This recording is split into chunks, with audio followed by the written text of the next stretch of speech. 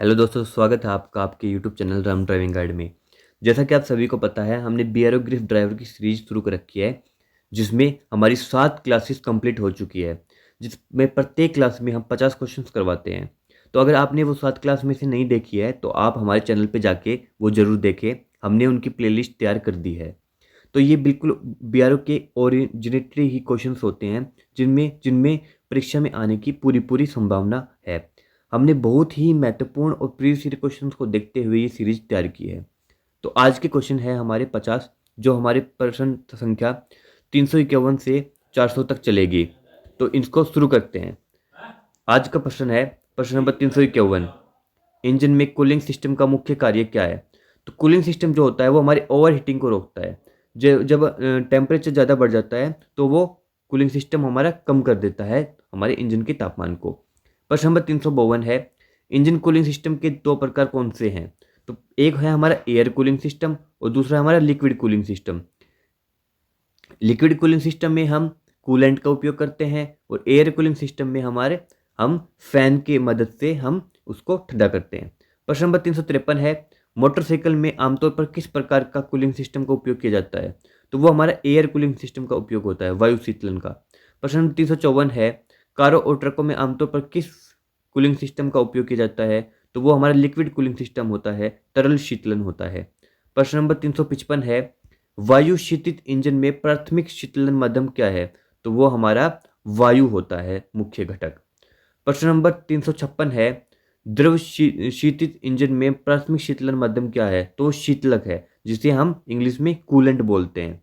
प्रश्न नंबर 357 है, द्रव शीतित इंजन में शीतलक का संचार कौन सा घटक करता है? जैसे लिक्विड में की बात कर रहे हैं इसमें, तो लिक्विड में हमारे वाटर पंप लगे होते हैं। वाटर पंप हमारे रेडिएटर में लगे होते हैं, जिसकी मदद से हमारे कूलेंट उसमें पास होता है। एक अपर टैंक होता है, एक लोअर टैंक होता है। तो जो हमारा कूलेंट होता है वो अपर टैंक से लोअर टैंक की तरफ आता है और हमारे इंजन को ठंडा करने का कार्य करता है। प्रश्न नंबर 358 है, कौन सा घटक गर्म शीतलक को संग्रहित और ठंडा करता है? तो अभी अभी मैंने बताया, रेडिएटर जो लगा होता है वही करता है। रेडिएटर के 2 प्रकार होते हैं, एक होता है सेलुलर रेडिएटर और एक होता है हनीकॉम्ब रेडिएटर। तो ये 2 प्रकार के रेडिएटर होते हैं। जो हमारा हनीकॉम्ब होता है उसमें ये इस तरह का डिजाइन होता है, इस तरह का स्ट्रक्चर होता है। और जो हमारा सेलुलर होता है उसमें इस प्रकार के डिजाइन का वो रेडिएटर होता है। ये 2 प्रकार के रेडिएटर होते हैं। प्रश्न नंबर 369 है, शीतलन प्रणाली में थर्मोस्टेट का क्या कार्य है? तो हमारा थर्मोस्टेट जो वॉल्व होता है वो बाईपास से गुजार देता है। जैसे मैं आपको बता दूं, देखो मैं आपको थोड़ा बता देता हूँ, 2 मिनट। ये रेडिएटर लगा होता है, ये रेडिएटर है और ये हमारा कूलिंग सिस्टम है, ठीक है। और ये हमारा थर्मोस्टेट वॉल है, ये इधर थर्मोस्टेट वॉल लगा होता है। देखो अब मैं आपको बताऊं, तो इंजन से आएगा लिक्विड, तो यहाँ पे आगे जाएगा। अगर इसको जरूरत है ठंडा होने के लिए तो ये आगे जाएगा रेडिएटर में और रेडिएटर में ठंडा हो जाएगा। अगर इसका टेम्परेचर ज़्यादा नहीं है और ये मतलब बिल्कुल नॉर्मल टेम्परेचर जितना हमारे इंजन को चाहिए, तो ये यहीं से गुजर जाएगा बाईपास से। और इसको गुजारने का कार्य हमारा थर्मोस्टेट वॉल्व, ये जो इधर है वो वॉल्व है, जो थर्मोस्टेट वॉल्व वो लगा होता है, तो वही इसको गुजारने का कार्य करता है। तो वो शीतलक प्रवाह को नियंत्रित करता है, कंट्रोल करता है। यहाँ से कंट्रोल, ये शीतलक प्रवाह जो है वो हो जाता है। प्रश्न नंबर 360 है, द्रव शीतित इंजन में शीतलक का उद्देश्य क्या है? तो वो हमारे ऊष्मा को अवशोषित और नष्ट मतलब खत्म कर देता है, हमारी हीट को। प्रश्न नंबर 361 है, वायु सिंचित इंजन में कौन सा भाग ऊष्मा को नष्ट करने में मदद करता है? तो वायु सिंचित मतलब वाटर कूलेंट में, सॉरी, एयर जो कूलेंट सिस्टम में हमारे जो पंखा होता है, जो मैंने स्टार्टिंग में बताया था, वो ठंडा करता है हमारे इंजन को। और ये जो पंखा होता है ये रेडिएटर के पीछे लगा होता है। प्रश्न नंबर 362 है, रेडिएटर पंखे का उद्देश्य क्या है? तो वो हमारे शीतलक के वायु प्रवाह को बढ़ा देता है। प्रश्न नंबर 363 है, वायु शीतित इंजन ऊष्मा को कैसे हटाता है? तो वो वायु परिसंचरण के माध्यम से, मतलब वो पंखा जब घूमेगा तो वायु हमारे जो हवा है उसकी वजह से हमारा ठंडा हो जाएगा। प्रश्न नंबर 364 है, द्रव शीतित इंजन ऊष्मा को कैसे हटाता है? तो वो शीतलक परिसंचरण के माध्यम से, जो कूलेंट होता है हमारा, लिक्विड द्रव शीतित इंजन का मतलब है कूलेंट जो होता है, liquid coolant, liquid cooling system, तो वो हमारे कूलेंट की मदद से उसको ठंडा करता है। 300 प्रश्न नंबर 365 है, कौन सा घटक शीतलक को उबलने से रोकता है? जैसे मैं आपको बता दूं, जो हमारा कूलेंट होता है वो एक बॉक्स में स्टोर होता है, उसका टेम्परेचर बढ़ जाता है, तो उसको टेम्परेचर बढ़ने के कारण वो बाहर भी आ सकता है और हमारे जो पार्ट्स होते हैं जो आसपास के उसको खराब कर सकता है। तो इसकी वजह से हमारे एक रेडिएटर कैप लगा होता है शीतलक कूलेंट को उबलने से रोकने के लिए। प्रश्न नंबर 366 है, शीतलन प्रणाली में विस्तार टैंक का क्या उद्देश्य है? तो वो हमारे अतिरिक्त शीतलक को संग्रहित करता है, तो मतलब ज़्यादा जो कूलेंट वो है उसको कंट्रोल करता है। प्रश्न नंबर 367 है, यदि शीतलन प्रणाली कूलेंट सिस्टम विफल हो जाए तो क्या होगा? तो विफल हो जाएगी तो हमारा इंजन ठंडा नहीं हो पाएगा, जिससे हमारे इंजन का अधिक गर्म हो जाएगा। प्रश्न नंबर 368 है, किस प्रकार का शीतलन प्रणाली अधिक कुशल है? मतलब कौन सा कूलिंग सिस्टम है जो एक अच्छा है? तो वो है हमारा तरल शीतलन, जिसे हम लिक्विड कूलेंट बोलते हैं। प्रश्न नंबर 369 है, शीतलक में एंटी फ्रीज का क्या उद्देश्य है? तो एंटी फ्रीज जो होता है वो हमारे मतलब आपको बताऊं तो कि मतलब फ्रीज होने से बचाता है, यानी तो वो ठंड और अधिक गर्मी से बचाता है। प्रश्न नंबर 370 है, किस प्रकार का शीतलन प्रणाली में ऊष्मा अपव्यय के लिए पंखों की आवश्यकता होती है? तो पंखों की आवश्यकता हमारी वायु शीतलन में होती है। प्रश्न नंबर 371 है, लिक्विड कूल्ड इंजन में वाटर जैकेट का क्या उद्देश्य है? हाँ, ये वाटर जैकेट ये इंपॉर्टेंट क्वेश्चन है। तो वो गर्मी को अवशोषित करने के लिए सिलेंडर को घेरता है। प्रश्न नंबर 372 है, यदि शीतलक स्तर बहुत कम हो जाए, मतलब जो कूलेंट है वो कम हो जाए तो क्या होगा? तो वो कूलेंट कम हो जाएगा तो हमारा इंजन ठंडा नहीं हो पाएगा, जिसकी वजह से इंजन ज़्यादा गर्म हो जाता है। प्रश्न नंबर 373 है, कौन सा घटक शीतलक से ऊष्मा को वायु में स्थानांतरित करता है? तो हमारा रेडिएटर है। प्रश्न नंबर 374 है, कूलिंग सिस्टम में फैन बेल्ट का क्या, जो फैन बेल्ट होता है वो पंखे को घुमाने का कार्य करता है।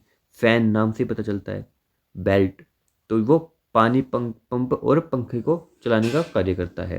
प्रश्न नंबर 375 है, जब थर्मोस्टेट बंद हो जाता है तो क्या होता है? तो अगर थर्मोस्टेट वोल्व हमारा बंद हो गया तो वो जो मैंने आपको बताया था वो वोल्व लगा होता है वो बाईपास जो करता है वो बाईपास नहीं करेगा, कंट्रोल नहीं होगा, तो शीतलक प्रसारित नहीं हो पाएगा, शीतलक का फ्लो जो है वो रुक जाएगा। प्रश्न नंबर 376 है, जब थर्मोस्टेट खुला रह जाता है तो क्या होता है? अगर खुला रह गया तो सारा जो लिक्विड है वो हमारा इधर से बाईपास से चला जाएगा, आगे तो वो जाएगा ही नहीं। अगर हमें ठंडा चाहिए तो अगर गर्म है तो ठंडा चाहिए तो वो आगे तो जाएगा ही नहीं, वो सीधा बाईपास से गुजार देगा, तो ठंडा नहीं हो पाएगा तो हमारा इंजन गर्म हो जाएगा और हमारा कुछ नुकसान भी हो सकता है इंजन में। तो इंजन को गर्म होने से अधिक समय लगता है। प्रश्न नंबर 377 है, रेडिएटर में प्रेशर कैप की क्या भूमिका है? तो जो प्रेशर कैप होता है वो कूलिंग सिस्टम का दबाव बनाए रखता है। प्रश्न नंबर 378 है, शीतलक तापमान संवेदक का क्या कार्य है? तो जो शीतल तापमान संवेदक होता है वो इंजन के तापमान को कंट्रोल करता है, उस पर नजर रखता है। प्रश्न नंबर 369 है, कौन सा घटक 379 है, कौन सा घटक शीतलक का उचित परिसंचरण सुनिश्चित करता है? तो वो हमारा वाटर पंप होता है। प्रश्न नंबर 380 है, रेडिएटर लीक होने का क्या कारण है?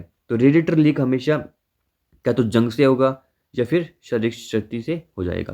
प्रश्न नंबर 381 है, पानी के पंप के खराब होने का एक सामान्य लक्षण क्या है? तो वो अगर हमारा इंजन ज़्यादा गर्म हो जाता है तो हमारा वाटर पंप खराब हो जाएगा। प्रश्न नंबर 382 है, जो कूलिंग सिस्टम है, जो शीतल प्रणाली है, वो समय समय पर फ्लश करना क्यों आवश्यक है? फ्लश मतलब उसकी सफाई करना, क्योंकि उसमें ज़्यादा जो है वो वेस्ट मटेरियल ज़्यादा जमा हो जाता है, जिसकी वजह से हमको साफ करना होता है। प्रश्न नंबर 383 है, वाहन में हीटर कोर का क्या अर्थ है? तो वो हमारे केबिन को गर्म करता है। तो ये यहाँ से एक इंपॉर्टेंट क्वेश्चन बनता है, जो हमारा जो हीटर लगा होता है, जो गाड़ियों के अंदर जो लगा होता है, वो उसमें जो हमारी जो गर्म हवा आती है वो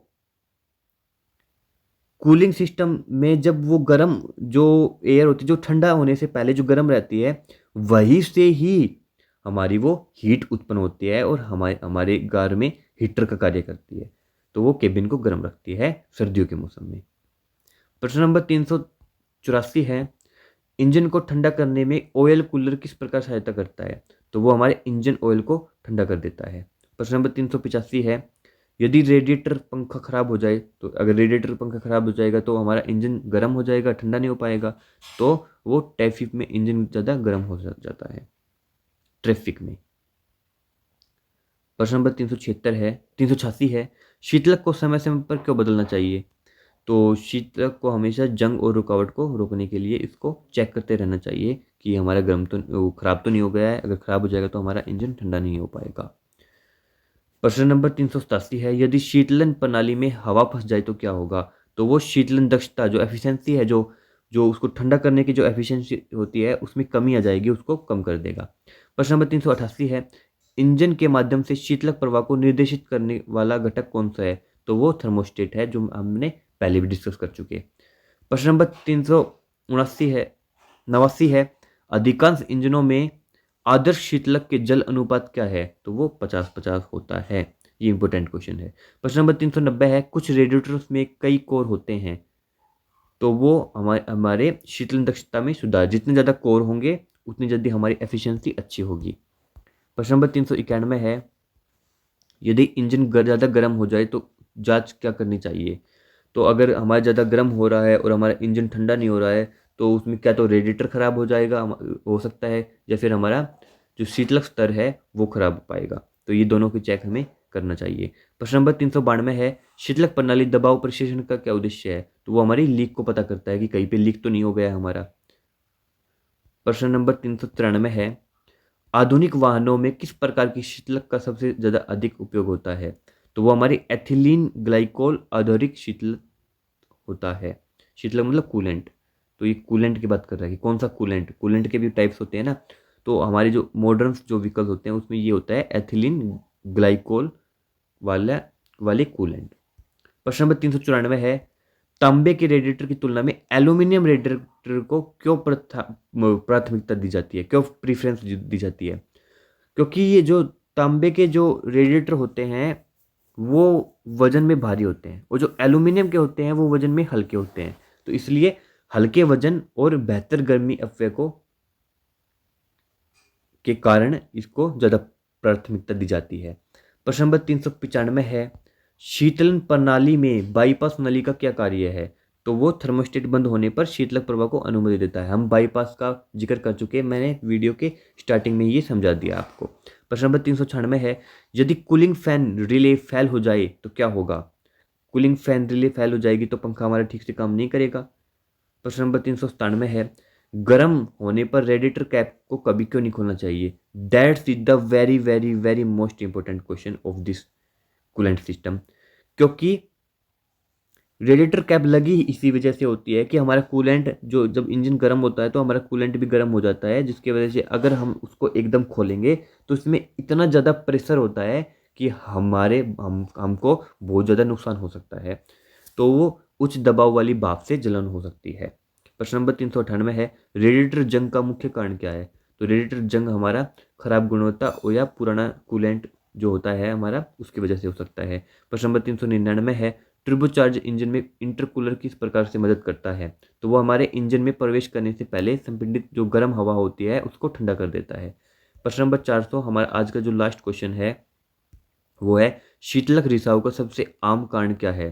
तो वो घिसे हुए होज या गैसकेट जो घिसे हुए हैं उसके कारण हमारा शीतलक रिसाव मतलब ब्लॉकेज, तो वो कूलिंग सिस्टम के ब्लॉकेज का कारण हो जाता है। तो ये आज के हमारे 50 क्वेश्चन थे। तो आपको वीडियो कैसी लगी आप कमेंट बॉक्स में ज़रूर बताइएगा। और कल हम करने वाले हैं फ्यूल सिस्टम के 50 क्वेश्चन, तो वो भी बहुत इंपॉर्टेंट रहने वाले हैं। तो अगर आपको वीडियो अच्छी लगी तो लाइक कीजिएगा और हमारे चैनल को सब्सक्राइब कर लो ऐसी ही वीडियोज के लिए, और हमारी सीरीज ऐसी ही चलती रहे।